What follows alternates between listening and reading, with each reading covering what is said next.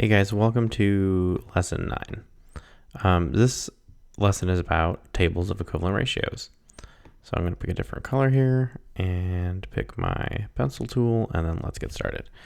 All right, so example 1 says to make paper mache, definitely not machete, paper mache, the art teacher mixes water and flour. For every 2 cups of water, she needs to mix in 3 cups of flour.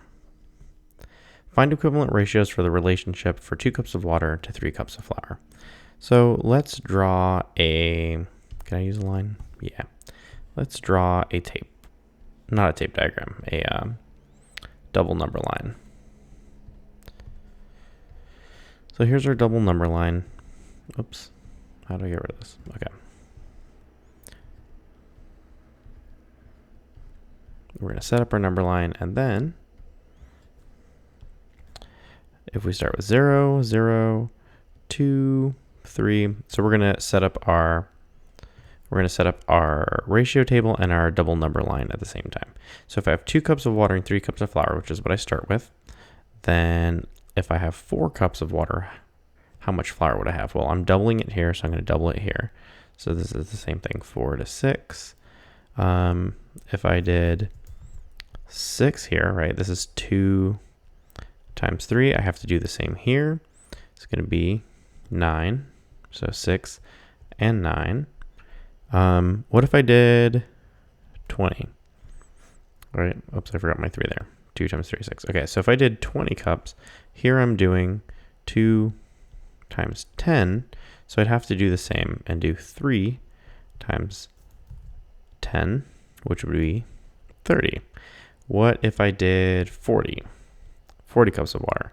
Well, 2 times 20 is 40, and 3 times 20 is 60. So all of these ratios are equivalent ratios, right? The value of all of these ratios are equal, right? 2/3 is equal to 4/6. So ratio tables are kind of like the old school way of dealing with ratios. Like this is what your parents grew up seeing. So when you're talking about ratios, if you show this to your parents, they'll know what you're talking about. Your parents probably didn't see double number lines growing up, but let's move on. Okay, so there's example 1. Example 2 says, Javier has a new job designing websites. He is paid at a rate of $700 for every 3 pages of web content he builds. Create a ratio table to show the total amount of money Javier has earned in ratio to the number of pages he has built. All right, so total pages built is 3, and how much money did he earn? 700. So what we can keep doing is like doubling this. So if he did 6 pages, this would be 1,400. If he did 9 pages, this would be 2,100. Okay, let's figure out how much he gets paid for 1 page. So the way we're going to do that is 700. We're going to divide it by 3. 3 goes into 7 twice. 3 goes into 10 3 times. Oops, that's definitely not 0, 1. Bring this down. 3 goes into 10 3 times. And it's actually just going to keep going. So for 1 page, he gets $233.33. Okay. Let's see. So we want something. Let's read this. So Javier is saving up to purchase a used car that costs $4,200. How many web pages will Javier need to build before he can pay the car? So rather than just filling in the whole table, let's actually calculate it out.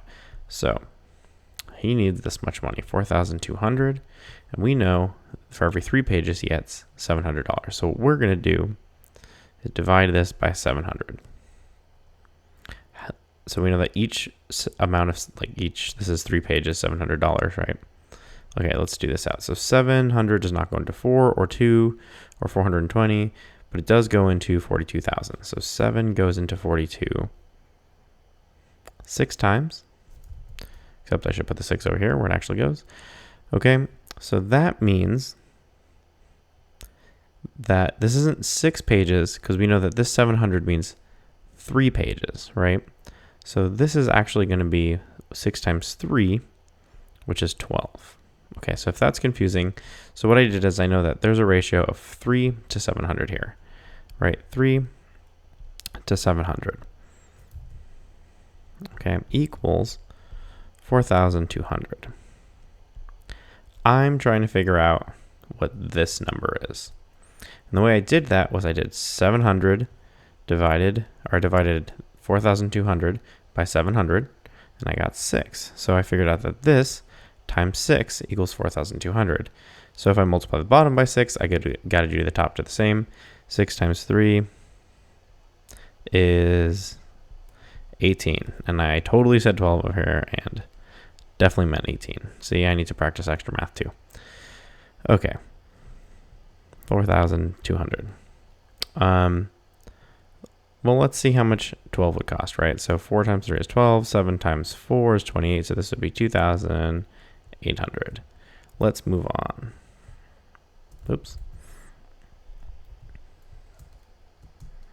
Very good.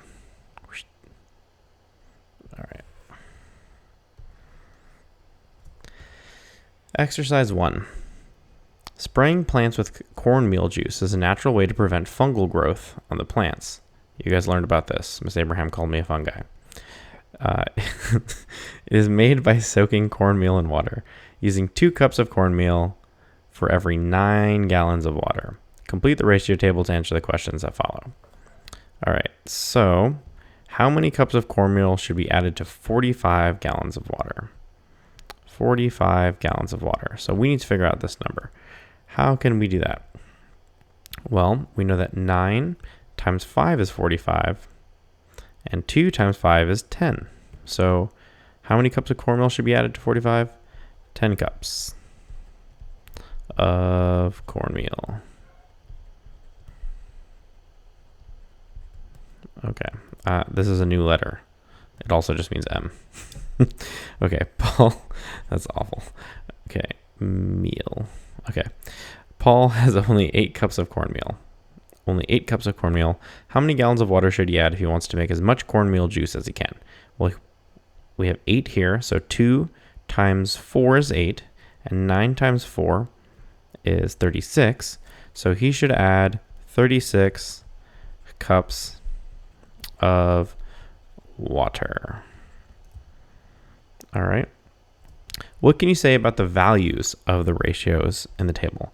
Well, we can say that the values are equal, right? So 2/9 equals 10 over 45, because if I reduce this fraction, I get 2/9.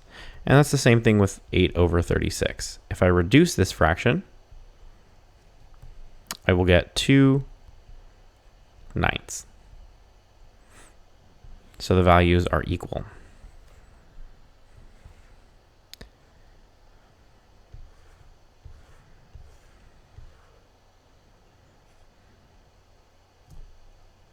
Okay, I'm going to skip exercise 2 and I'm going to move to the first problem in the problem set.